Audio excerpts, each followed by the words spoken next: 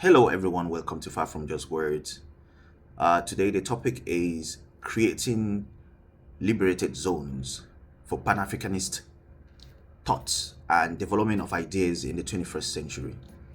And before we dive into it, what is Pan Africanism?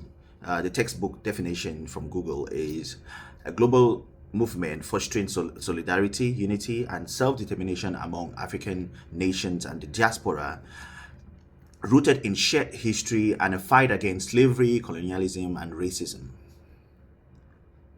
Pan-Africanism in itself is a liberated zone, or a space where Africans could share common interests and plight about their day-to-day.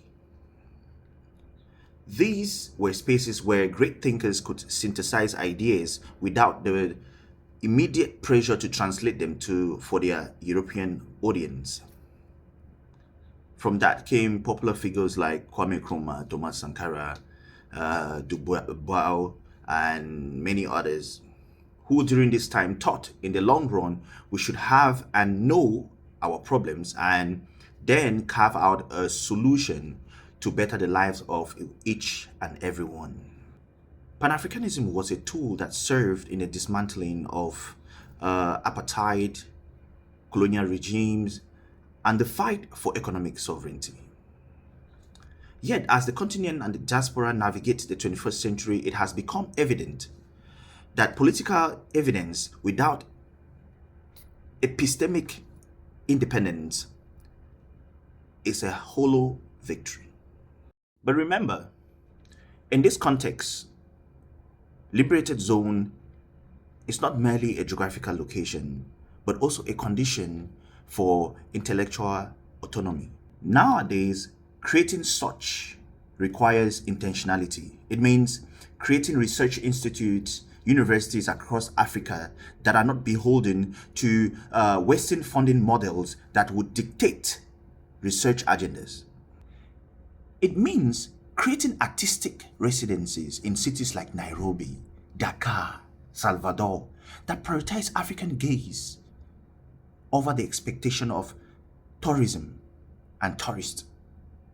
It means creating digital platforms like podcasts, journals, forums that where the nuance of African feminism, post-colonial economics, and Afrofuturism can be debated in indigenous languages as well as the global ones. The necessity for these zones stems from the subtle violence of epistemic dependency. What do I mean by that? For decades, intellectuals' production regarding Africa has largely occurred outside of Africa. We know some of this. We have seen some of this. And it has happened often. The frameworks used to analyze African economy, whether structural adjustment or developmental state theory, were often designed in Washington or London.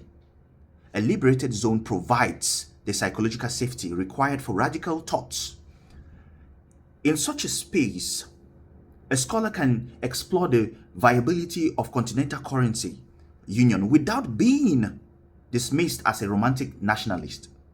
A technology, let's say someone in IT can decide to design a model trained, or an AI model trained maybe in Batibo, in Yoruba, in Swahili, in Bemba, right? Without being told that English is the only viable language for innovation. A legal scholar can draft a framework of reparative justice that centers around African customary law rather than the international legal precedent, right? However, creating something like this, a space for Pan-Africanist ideas to prosper, to develop those ideas, to create something magnificent, it's not just about the structure, the infrastructures. Pan-Africanist thought has often been suffocated not just by lack of ideas. There's always been ideas among Pan-Africanists. But what has always been lacking in those spaces is the economic oxygen, the lack of funding.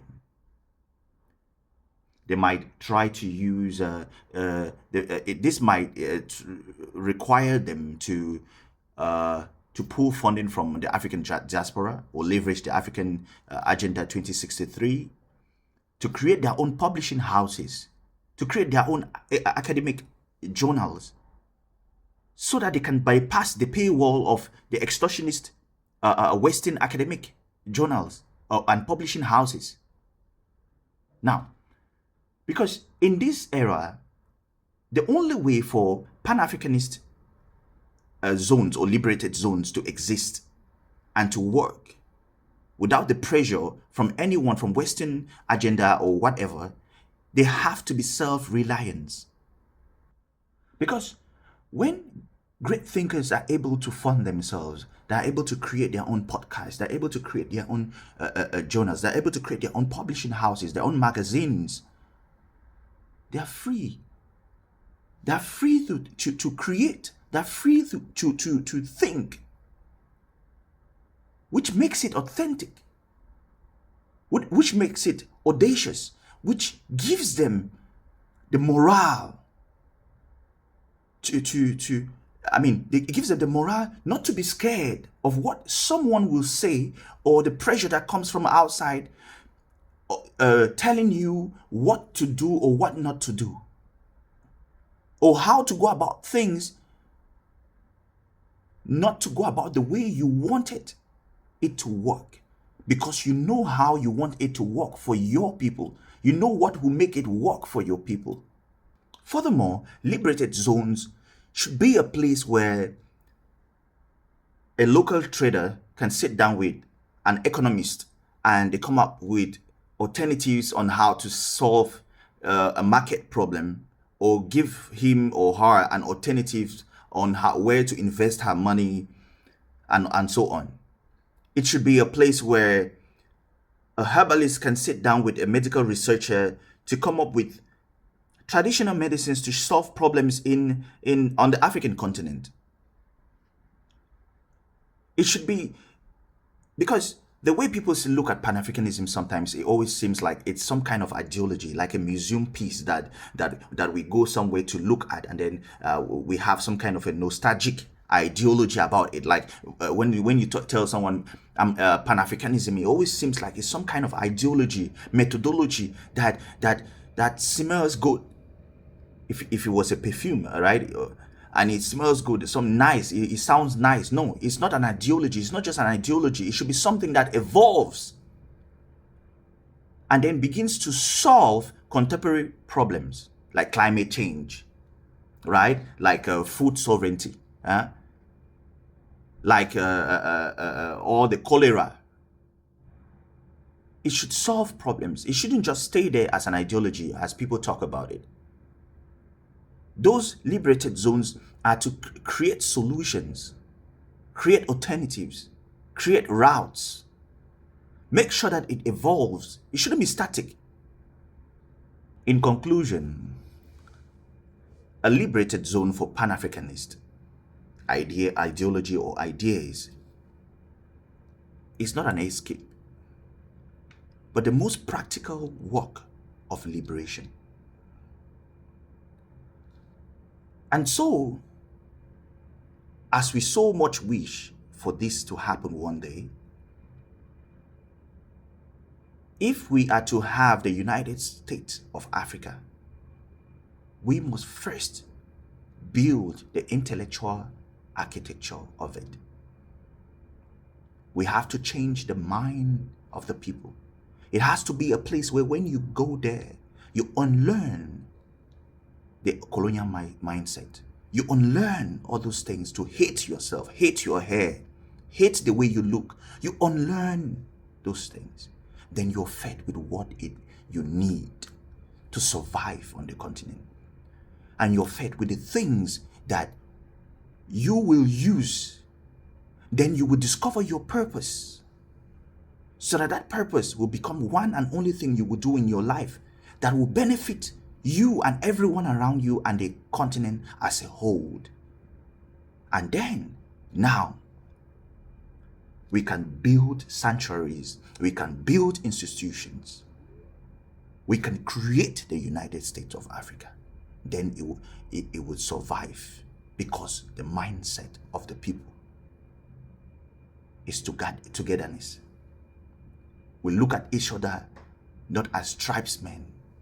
You're from Igbo, you're from Yaoundé, you are from Kinshasa. We look at each other as brothers and sisters. We look at each other as one. And then we have a common goal. And then, just then, maybe there would be some kind of United States of Africa. Thank you very much. Until next time, see you. This is Far From Just Words.